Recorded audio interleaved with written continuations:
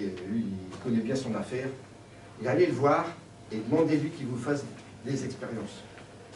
Il lui a fait des trucs comme ça.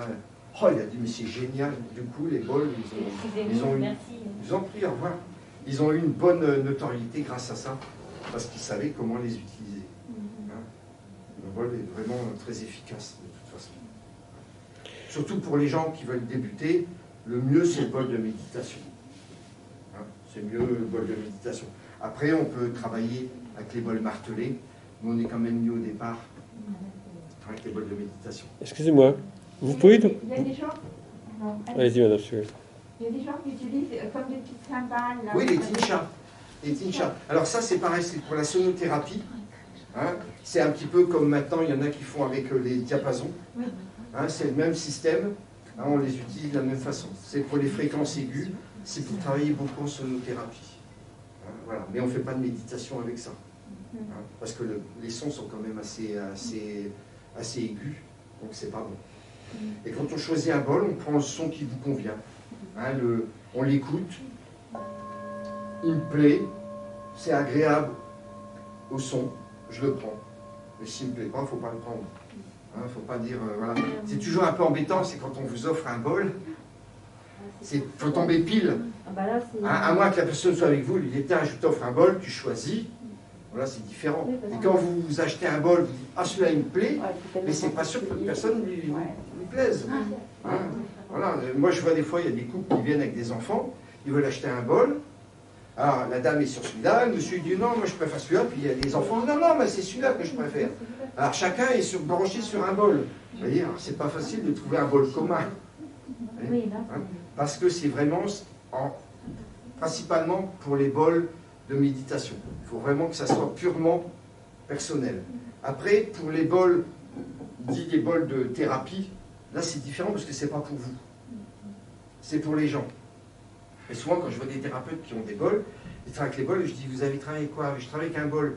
Mais je dis vous êtes sûr que le bol que vous proposez à la dame va lui plaire? Ah ben je sais pas, il me plaît. Donc comme il me plaît, il n'y a pas de problème. Oui, mais je dis si la personne ça lui plaît pas, moi je vais vous dire, oh ben tiens, je prends celui-là, par exemple, juste le son. Ça me plaît. Vous allez dire. Alors là, vous n'allez pas être contente quand je vais vous faire le soin. Hein. Hein, on ne se rendra plus, vous voyez ce que je veux dire? C'est normal. Vous voyez. Par contre, quand les gens font de la sonothérapie, ils ont souvent plusieurs bols. Il faut souvent, ça marche, 3, 5, 7, 9, 11. Après, ceux qui ont des séries, moi j'ai des séries de 21, carrément. Vous voyez. Mais là, bon, là c'est différent. Moi je fais des formations, c'est différent. J'ai trop de travail pour pouvoir faire des soins, je laisse ça aux autres. Hein, mais voilà, principalement c'est qu'ils fassent ce qu'il faut avec leur bol. Le but c'est ça, hein, c'est qu'ils travaillent bien avec leur bol. Et généralement, on n'a pas besoin de 36 gros bols. Bon, il y a des techniques, moi il y a des gens qui viennent apprendre à faire des techniques, ils sont avancés. Moi je leur montre des techniques que j'ai apprises dans les monastères. C'est les techniques des lions des neiges, les techniques des dragons, là, personne ne connaît ça, personne ne connaît ça. Parce que c'est des techniques, on utilise des bols comme ça. On a 7-8 bols comme ça. Les gens sont à 4 pattes dans les bols. Non.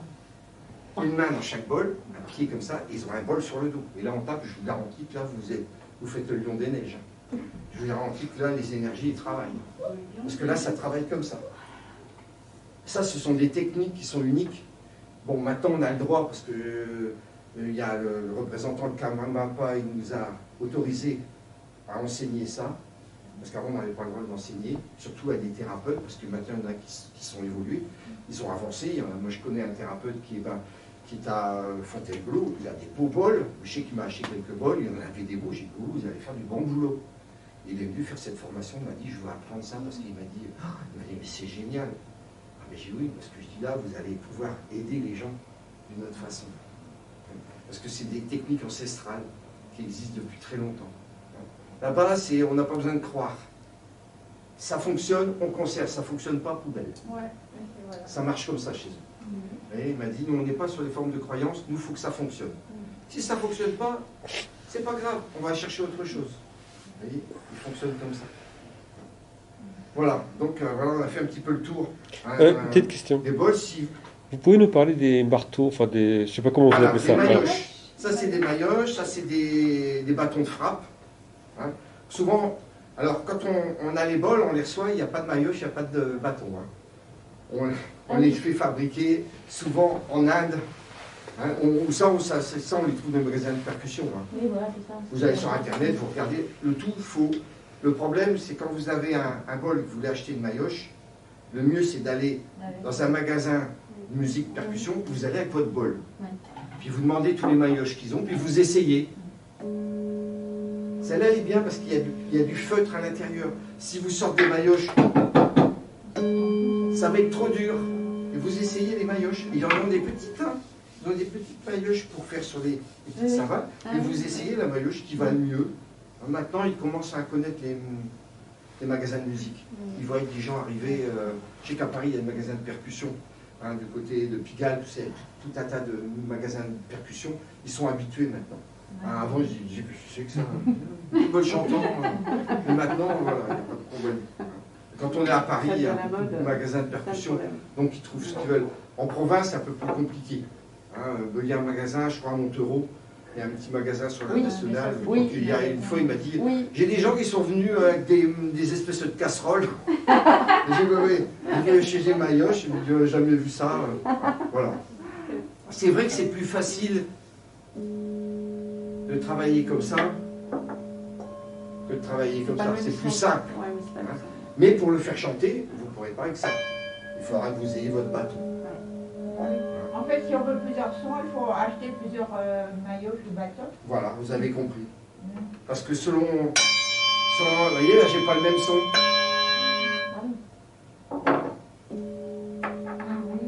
Selon l'outil que j'utilise, tout simplement. Et les bâtons, c'est un bois d'abord, hein, c'est un bois qui est très dur. Hein, il y avait un gars qui nous fait plaisir, il m'avait fait des bâtons, mais vous savez, en sapin.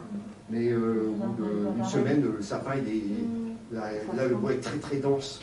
Hein, c'est un bois, je ne sais pas trop ce que c'est comme bois. Mais là, on peut y aller, on peut tourner, il ne va pas se détériorer le bois. Bois de quoi?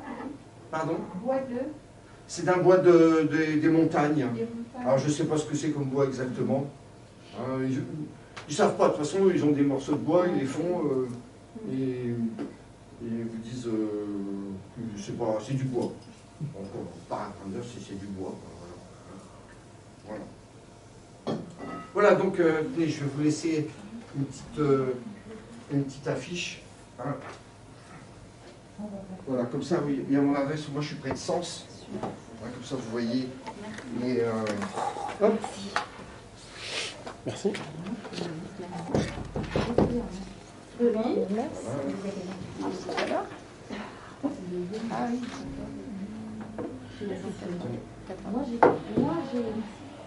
suis allée une fois à Tamis-sur-Ville et il y avait un jeune qui était. Alors, c'était la première fois que je voyais ça, j'ai acheté un CD. Et c'est pareil, c'est des. Enfin, c'est pas un vol, hein, c'est carrément un instrument de musique avec des sons. Ah oui. Ça s'appelle, je crois, le yang. Des rampades. Non, c'est un hang. Oui, ou des rampades. Le hang, voilà. Ouais, des hangs, ouais. Donc en fait, c'est des caissons métalliques. Oui, des caissons, avec et des quand fentes. il tape, à suivant Voilà, le tape. Moi, je connais j'ai appris j'ai découvert ça en Ardèche, c'est la guimbarde vietnamienne. Ouais. Ah oui, mais il y a plein Pas de... mal ce son dans la bouche aussi qui résonne. Voilà. Il y a plein de trucs en Asie sur des instruments. Moi j'ai des instruments, j'ai des sitars, j'ai des instruments de musique indienne, il y a des trucs qui sont vraiment sympas. Oui. Hop, je vais laisser la place. Et vous les vendez, là, vous en vendez? Oui, vous pouvez venir sur le stand.